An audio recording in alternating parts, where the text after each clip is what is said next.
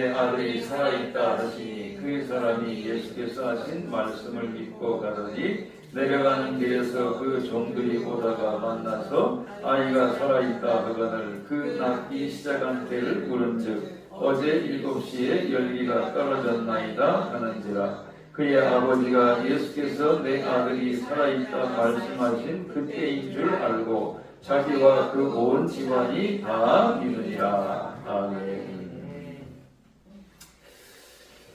기도하겠습니다. 사랑의 주님, 오늘도 주님의 말씀을 들고 섰습니다. 십자가 사랑으로 저희들에게 가르쳐 주옵소서. 우리의 영과 혼과 육이 소성케 하여 주시옵시고 주님을 닮아가게 하시고 그리스도의 향기 발할 수 있게 도와주옵소서. 예수님 이름으로 기도하옵나이다. 아멘. 네, 오늘 말씀의 제목은 기적이냐 믿음이냐 입니다. 우리가 믿음 생활을 할 때는 좀 기적도 있어야죠. 네, 그런데 오늘 말씀을 통해서 보면 예수님께서는 믿음을 더 큰 가치로 여기신 걸 볼 수 있습니다. 이날이 어떤 날이냐? 왕의 신하니까 상당히 그래도 지체가 높은 사람이라고 할 수 있는데, 그런데 예수님께서 남쪽 유대 지역에서 전도를 하시고 올라오실 때 사마리아 지역을 보통은 유대인들이 부정탄다 그래가지고 이렇게 돌아서 북쪽으로 올라가는데 예수님께서 제자들에게 직접 관통할 것을 명하셨어요. 그래서 직접 관통해가지고 올라가다가 수가성의 한 여인, 낮 12시에 보통 사람들이 물길로 오지 않습니다. 제일 더울 때인데 그때 누가 물길로 와요? 남사스러운 일이 많으니까 사람들이 안 오는 시간을 따로 정해가지고 온 거죠. 예수님께서 바로 그 여인을 전도를 했는데 온 성도 사람들이 다 예수님을 메시아로 그리스도로 믿게 되었던 겁니다. 그리고 이틀 있다가 오늘 이 사건이 일어난 거예요. 이틀 동안 예수님께서 걸어 다니신 거니까 상당히 피곤도 하셨을 텐데, 근데 어디로 오셨냐면 최초로 기적을 베푸셨던 가나의 혼인잔치가 있었던 가나로 들어오게 됩니다. 왕의 신하가 거기 살고 있었어요. 그런데 왕의 신하에게 어떤 문제가 생겼냐면 가버나움에 사는 자기 아들이 갑자기 열병이 생겨가지고 열이 펄펄 끓고 거의 죽을 지경이 되었던 겁니다. 가버나움에서 가나까지 거리가 한 하루길입니다. 하루길 30km 정도. 사람이 하루에 걸을 수 있는 거리는 보통은 이제 30km로 그렇게 생각을 하는 거죠. 사람은 다 거기에 적응하게 돼 있는 건지, 예전에는 우리가 30km도 뭐 큰 일처럼 안 여기고 다닐 때가 있긴 있었잖아요. 요즘은 30km 하면 어마어마한 길일 수 있지만, 그래서 예수님께 내 아들을 직접 가셔가지고 좀 고쳐달라고 그랬을 때 예수님께서 한탄하신 겁니다. 뭐라고 한탄하셨냐면 너희들은 도대체 표적과 기사, 이걸 같이, 물론 원문상으로는 다른 말이지만 그냥 합쳐서 기적이라고 합시다. 표적과 기사를, 기적을 못 보면 믿지 않는구나 하고 한탄을 하셨어요. 그것은 뭐냐면 그 아버지에게서 믿음은 없어. 믿음은 없는데 기적은 바라는 거지. 응? 믿음은 없는데 기적은 바라는 거. 내가 성실하게 땀 흘려 살지는 않는데 대박을 노리는 것 같은 그런 상태. 근데 아버지가 너무 급했어요. 그래서 주여 내 아이가 죽기 전에 내려와 달래는 겁니다. 공동 번역에는 이걸 애원하였다라고 되어 있습니다. 뭐 당연하죠. 애원한 거죠. 그래서 예수님께서 뭐라고 말씀하셨냐면 그 아버지는 내 아들이 지금 거의 죽었습니다. 그런데 예수님께서는 네 아들이 살아있다고 말씀하신 거예요. 근데 그 이 원문에 보면 제라고 되어 있습니다. 제라고 하는 것은 그 원형이 자오라고 하는 말이거든요. 살았다는 뜻이에요. 살았다. 네 아들이 여기 이제 우리 성경에는 지금 개역 개정된 거는 살아있다라고 되어 있는데 먼저 번 성경에서는 살았다고 되어 있거든요. 그게 더 잘된 겁니다 원래. 잘된 건데 아무튼 뭐 무슨 사정이 있나 봐요. 어쨌든 내 아들이 죽어갑니다. 거의 다 죽을 지경이 됐습니다. 네 아들이 지금 살았어. 그 말씀은 네가 믿으라는 뜻이에요. 예수님이 하신 말씀은. 자, 내 생각하고 주님 생각하고 다를 때, 내 생각하고 주님 말씀하고 다를 때 어떤 게 승리의 길입니까? 당연히 주님 말씀을 따라야 승리의 길인 줄로 믿습니다. 그때 내 생각하고 주님 생각이 다른데, 아이, 그건 나한테 안 맞아 하고 내 생각으로 밀어붙이는 거, 그건 순종이 아니라는 거. 거기에는 열매가 없어요. 근데 참 깊이 있는 내용입니다. 뭐냐면 이 아버지가 다시금 30km로 올라가는데 예수님의 말씀을 믿고 가더니라고 되어 있습니다. 그냥 맹탕 간 게 아니에요. 아니 예수님한테 좀 고쳐달라는데 자기가 그래도 명색의 왕의 신하인데 같이 안 가신다는 거예요. 예수님께서 야속한 마음을 갖지 않고 예수님 이 아들이 살았다는 그 말씀을 그대로 보존을 하는 겁니다. 그대로. 그러니까 우리가 은혜를 받은 은혜를 빼앗기지 말아야 돼요. 그 아버지가 잘한 게 바로 그거예요. 살았다는 그 말씀만 믿고 의심하지 않고 의심하는 생각이 들 때 그걸 떨쳐버린 겁니다. 떨쳐버리고 올라간 거예요. 그러니까 왕의 신하니까 말이나 이런 운송수단을 타고 갈 수 있었겠다는 생각도 제가 했어요. 근데 고대에 있어서는 그건 우리나라도 마찬가지입니다. 말은 아무나 못 타요. 보통 평민들은 말을 탈 수 없습니다. 그 말이라고 하는 것은 무인들이나 아니면은 뭐 좀 지체 높은 사람들이 탈 수 있는 것이 보통은 탈 수가 없어요. 근데 성경을 보니까 뭐 아버지가 뭐 운송 수단의 특혜를 받았다는 내용은 전혀 나오지 않습니다. 그러니까 아버지 입장에서도 일정이 상당히 힘든 일정이죠. 그거는 오직 믿음만 가지고 버티는 겁니다. 믿음만 가지고 올라가는 거죠. 그 여정의 형태가 뭐냐? 이 기적에서 처음에 기적을 바랐던 거에서 믿음으로 바뀐 겁니다. 가나로 올라갈 때는 예수님 만나러 갈 때는 마음이 초조하고 절망적이었어요. 근데 예수님 말씀을 믿고 다시 가버나움으로 갈 때는 그때는 믿음을 갖고 가자는 뜻입니다.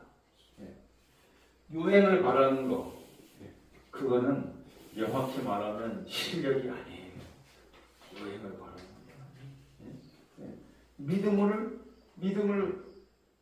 믿음을 갖고 가는 거 그게 실력인 거예요. 그게. 그래서 51절에 보니까 가다가 자기를 마중 나온 종들과 중간에서 만났어요. 그 종들이 왜 출발했느냐? 이 기쁜 소식을 전하기 위해서 내려온 거라는 거예요. 중간에서 만났어요. 마중 나오다가. 아니 주인님의 아들이 살았다는 거예요. 그 살았다는 그 말이 바로 예수님께서 좀 전에 하신 그 말씀하고 원문상으로 똑같은 말이에요. 제라는 말입니다. 자고 52절에 그 시간을 맞춰보니까 어제 7시부터 열이 떨어지기 시작했다는 거예요. 어제 7시부터. 신약의 시간은, 졸리시죠? 같이 따라합시다. 신약의 시간은 더하기 6이다. 거기다가 6을 더하시면 됩니다. 그래서 7시니까 6 더하면 오후 1시. 오후 1시서부터 열이 떨어지기 시작했다는 거예요. 그래서 전율을 느꼈을 겁니다. 그리고 난 다음에 뭐라고 돼 있냐면 당연히 주인이 간증을 했겠죠. 야, 그 시간을 대조해 보니까 내가 주님 만나서 살았다고 한 그 시간이 맞구나 하고 전율을 느꼈을 겁니다. 간증을 했을 겁니다. 그리고 난 다음에 온 집안이 다 믿게 되었다는 겁니다. 다 믿게 되었다. 자, 성경은 그냥 맹탕 읽을 수 없는 책이에요. 아무리 천재라도 성경은 반드시 묵상을 해야만 그 비밀이 보입니다.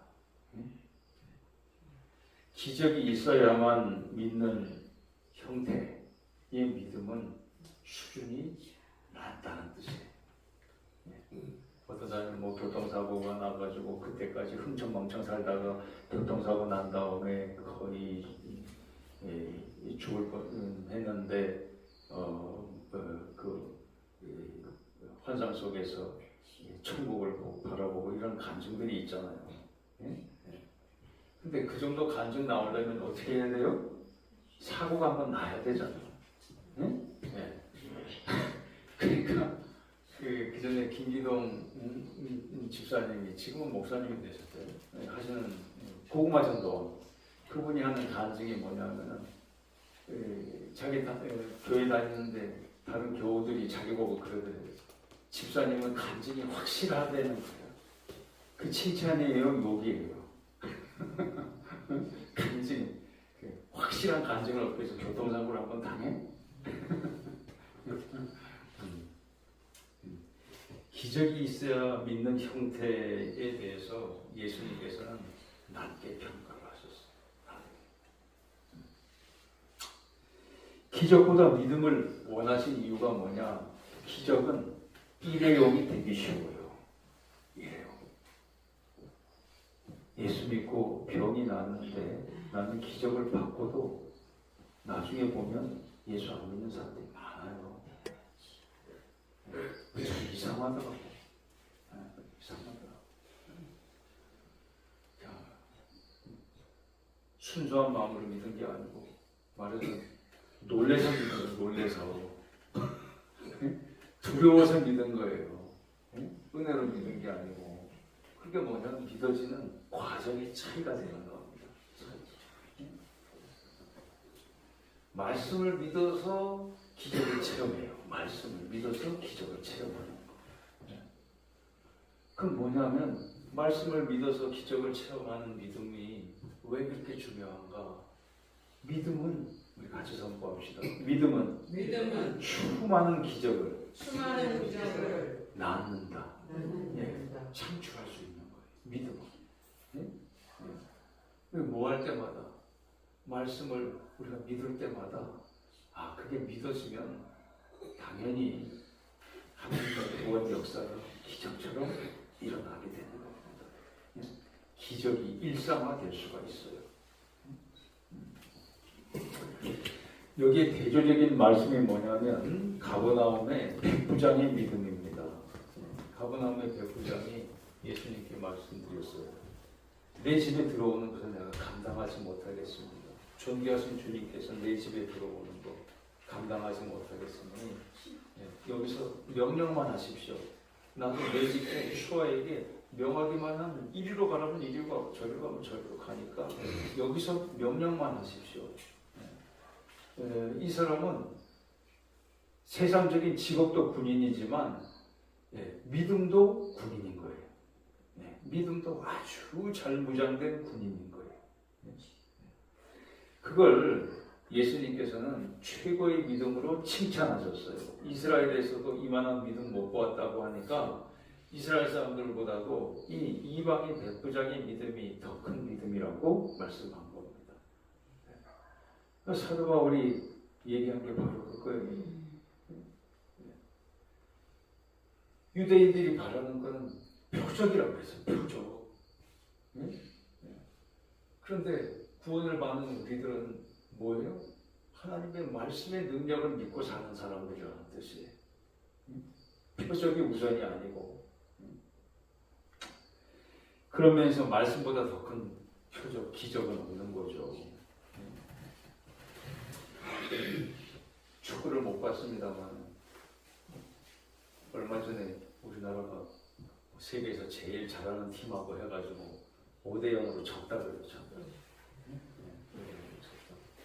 근데 이런 일은 예전에 2002년도에 월드컵 우리나라에서 있을 때 옛날에 평가전 할 때 히딩크 감독이 강팀하고 해봤던 거예요. 그때도 브라질하고 5대0으로 지고 그 다음에 프랑스한테도 친선경기에서 5대0으로 져가지고 히딩크 감독이 원래 월드컵 시작되기 전까지 별명이 5대0이었어요. 5대0. 나가기만 하면 5대0으로 진다 그래서 사람들이 그렇게 조롱을 했다고요. 왜 질 게 뻔한 강팀하고 가가지고 싸우느냐는 거죠.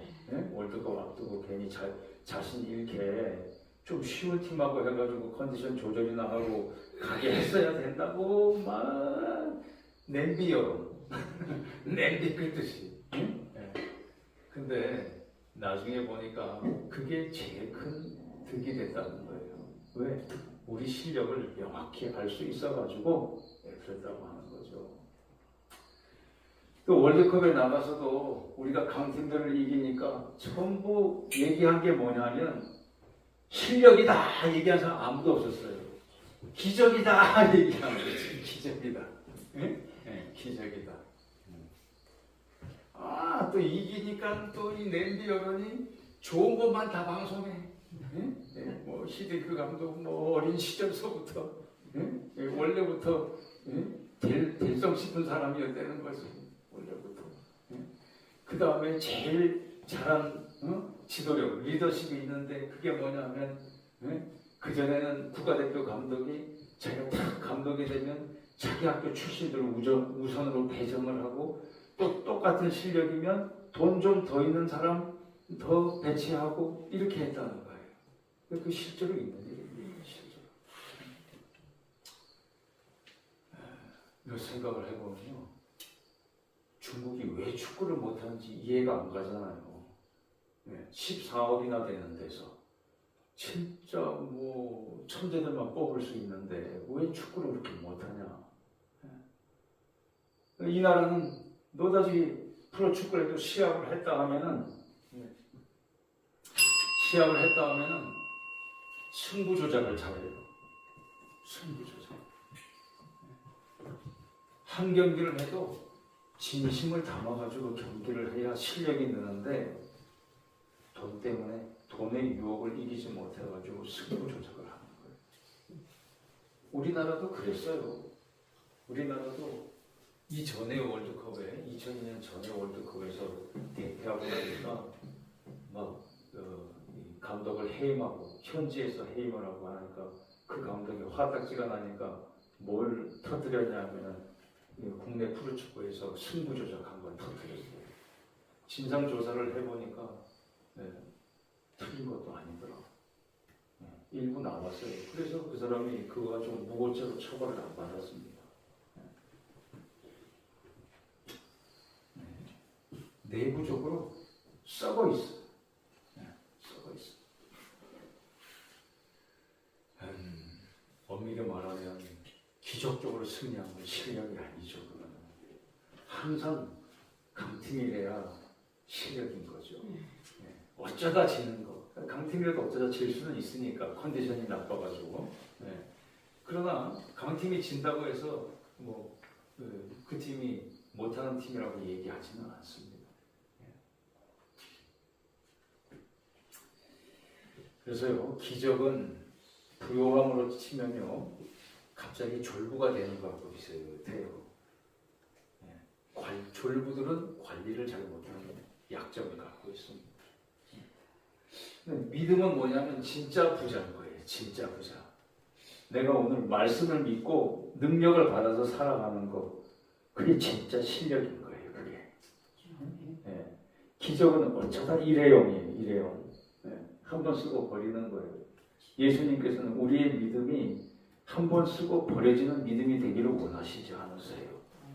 예수님께서는 너희들은 믿음을 영원히 간직하는 보물이 되게 하는 걸 원하셨어요. 그 믿음은 썩지 않아요. 순수한 하늘 보화로 저축이 돼요. 또 성령의 도우심을 세상 끝까지 받을 수가 있어요. 영생 보험이에요. 믿음이라고 하는 거는. 네? 영생 보험이에요. 보험을 들어놓고 저도 한참 동안 안 썼어요. 네. 안 쓰고 있다가, 왜냐면 제가 웬만해서 병원을 안 가거든요.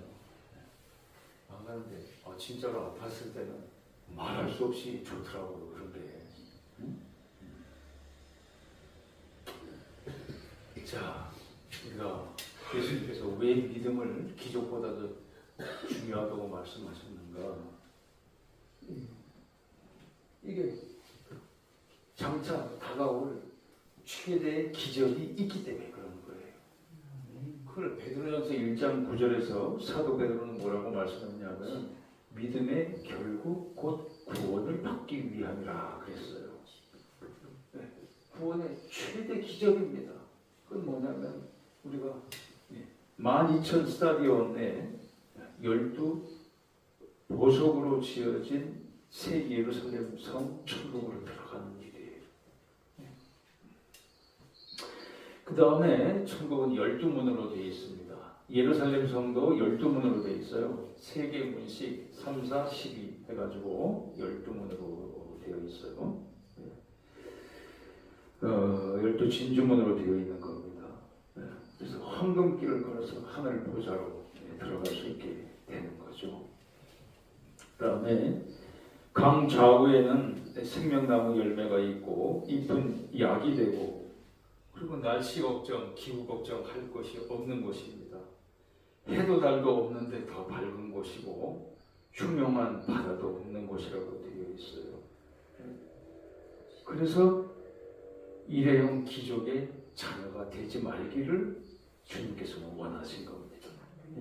이게 아니고 기적을 무한히 창출하고, 그리고 마지막에는 천국에서 만나기를 입성하는 말씀의 자녀가 되기를 주님께서 원하신 거예요. 그래서 기적의 자녀보다도 더 큰 게 믿음의 자녀가 되는데, 그 믿음은 다른 데서 오는 게 아니고 말씀을 믿는 데서 오는 겁니다. 우리 같이 선포합시다. 말씀은 기적의 씨앗이다. 말씀은 기적의 씨앗이에요. 성도님께서 말씀을 보실 때, 들을 때, 이건 기적의 씨앗이라고 믿고 마음에 심어져야 되는 것입니다. 그러면 우리는 기적을 무한히 창출하는, 그리고 입성하는, 천국에 입성하는 말씀의 자녀가 될 수가 있어요. 그 믿음으로 승리하는 역사가 일어나시기를 주님의 이름으로 축원합니다.